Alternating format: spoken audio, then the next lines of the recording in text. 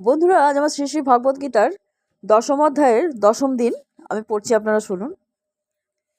শ্লোক: পবনং পবতামস্মি রাম শস্ত্র ভৃতামহম ঋষানাং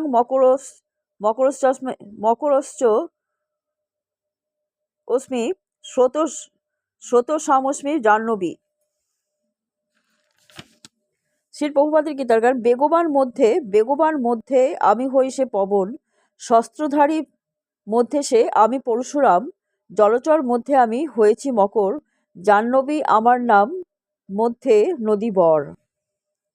অনুবাদ: পবিত্রকারী বস্তুদের মধ্যে আমি বায়ু, অস্ত্রধারীদের মধ্যে আমি পরশুরাম, মৎস্যদের মধ্যে আমি মকর এবং সমস্ত নদীর মধ্যে আমি গঙ্গা। তাৎপর্য: সমগ্র জলচর প্রাণীদের মধ্যে মকর হচ্ছে শ্রেষ্ঠ এবং মানুষের কাছে দারুণ ভয়ঙ্কর, তাই তা শ্রীকৃষ্ণের প্রতীক। সমস্ত নদীর মধ্যে গঙ্গা হচ্ছেন শ্রেষ্ঠ।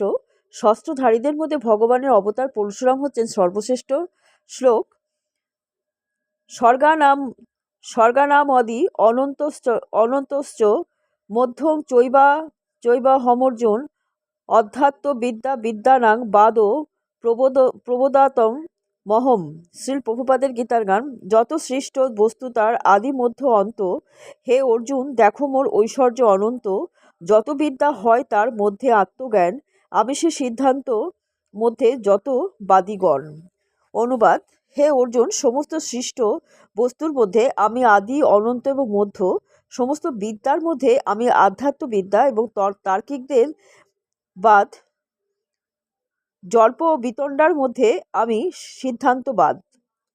তাৎপর্য: সৃষ্টিতে সর্বপ্রথম মহাবিশ্ব মহৎ তত্ত্ব অর্থাৎ জড় জাগতিক উপাদানগুলির সৃষ্টি করেন এবং সৃষ্টির বিনাশ বা প্রলয় সাধন করেন মহাদেব। ব্রহ্মা হলেন গৌণ সৃষ্টিকর্তা। এই সৃষ্টিতে সব কিছু উপাদানই পরমেশ্বর ভগবানের জড়াশক্তির বিভিন্ন অবতারী প্রকাশ, তাই তিনি হচ্ছেন সমস্ত সৃষ্টির আদি, মধ্য এবং অন্ত। অর্থাৎ আত্মতত্ত্ব বিষয়িক পারমার্থিক সম্পর্কিত বহু শাস্ত্র আছে, যেমন চতুর্বেদ, বেদান্ত সূত্র, পুরাণ, শ্রীমদ্ ভাগবত। এরা সকলেই হচ্ছে শ্রীকৃষ্ণের প্রতিভূ। ন্যায়শাস্ত্রের তার্কিকদের মধ্যে তর্কের বিভিন্ন স্তর আছে। প্রমাণের উপস্থাপনাকে বলা হয় জল্প, পরস্পরকে পরাস্ত করার প্রচেষ্টাকে বলা হয় বিতণ্ডা এবং চূড়ান্ত সিদ্ধান্তকে বলা হয় বাদ। সমস্ত বিচারের চূড়ান্ত সিদ্ধান্ত পরম তত্ত্ব হচ্ছেন শ্রীকৃষ্ণ। শ্লোক: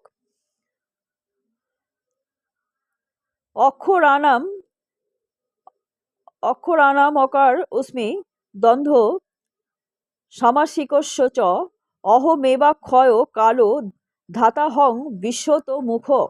শ্রীল প্রভুপাদের গীতার গান। ও অক্ষরের মধ্যে আমি অকার, সে হই, সমাসের দ্বন্দ্ব আমি কিন্তু দ্বন্দ্ব নই, স্রষ্টাগণে আমি ব্রহ্মা, ধ্বংসে মহাকাল, রুদ্র নাম ধরি আমি সংহারি বিশাল। অনুবাদ: সমস্ত অক্ষরের মধ্যে আমি অকার, সমাস সমূহের মধ্যে দ্বন্দ্ব, সংহারকারীদের মধ্যে মহাকাল, রুদ্র এবং স্রষ্টাদের মধ্যে ব্রহ্মা। তাৎপর্য: সংস্কৃত বর্ণমালার প্রথম অক্ষর অকার হচ্ছে বৈদিক সাহিত্যের প্রথম অক্ষর। অকার ছাড়া কোনো শব্দের উচ্চারণ সম্ভব নয়, তাই অকার হচ্ছে আদি শব্দ। সংস্কৃত ভাষাতে একাধিক শব্দের সমন্বয় হয়, যেমন রাম, কৃষ্ণ। একে বলা হয় দ্বন্দ্ব। রাম এবং কৃষ্ণ এই দুটি শব্দেরই ছন্দরূপ একরকম, তাই তাকে দ্বন্দ্ব সমাস বলা হয়। সমস্ত বিনাশকারীদের মধ্যে কাল হচ্ছেন চরমশ্রেষ্ঠ, কারণ কালের প্রভাবে সকলেরই বিনাশ হয়। কাল তাই শ্রীকৃষ্ণের প্রতিভূ, কারণ কালক্রমে এক মহা অগ্নি প্রলয়ে সমস্ত সৃষ্টি ধ্বংস হয়ে যাবে। সমস্ত প্রজাপতি এবং জীবসত্তার মধ্যে ব্রহ্মাই হচ্ছেন প্রধান। এক একজন ব্রহ্মা 4, 8, 16 ইত্যাদি বহু মস্তক বিশিষ্ট এবং বিভিন্ন ব্রহ্মাণ্ডে তাঁরাই হচ্ছেন সৃষ্টিকর্তা। এই ব্রহ্মারা ভগবান শ্রীকৃষ্ণের প্রতিভূ। শ্লোক: মৃত্যু সর্বহরাশ্চ মুদ্ভবশ্চ ভবিষ্যতাম কীর্তি শ্রীবার্ক নারীনাং স্মৃতি মেধা ধৃতি ক্ষমা। শ্রীল প্রভুপাদের গীতার গান। হরণের মধ্যে আমি মৃত্যু সর্বহর, ভবিষ্য যে হয় আমি উদ্ভব আকর, নারীদের মধ্যে আমি শ্রীবাণী স্মৃতি, কীর্তি মেধা ক্ষমা মূর্তি অথবা সে ধৃতি। অনুবাদ: সমস্ত হরণকারীদের মধ্যে আমি সর্বগ্রাসী মৃত্যু, ভাবিকালের বস্তুসমূহের মধ্যে আমি উদ্ভাবনী নীতি, নারীদের মধ্যে আমি কীর্তি, শ্রী, বাণী, স্মৃতি, মেধা, ধৃতি এবং ক্ষমা। তাৎপর্য: জন্মের পর থেকে প্রতি মুহূর্তেই মানুষের মৃত্যু হতে থাকে। এইভাবে মৃত্যু প্রতি মুহূর্তে প্রতিটি প্রাণীকে গ্রাস করে চলেছে, কিন্তু তার শেষ আঘাতকে মৃত্যু বলে সম্বোধন করা হয়। এই মৃত্যু হচ্ছে শ্রীকৃষ্ণ।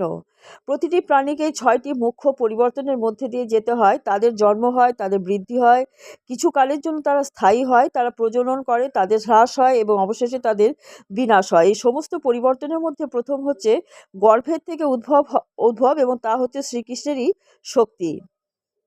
এই উদ্ভবই হচ্ছে ভবিষ্যতের সমস্ত ক্রিয়াকলাপের আদি উৎস। এখানে যে গুলির উল্লেখ করা হয়েছে তা সবই স্ত্রীলিঙ্গবাচক, এবং কোনো স্ত্রী যখন এই ঐশ্বর্যগুলির মধ্যে সবগুলি বা কয়েকটির দ্বারা বিভূষিতা হন, তখন তিনি মহিমান্বিতা হন।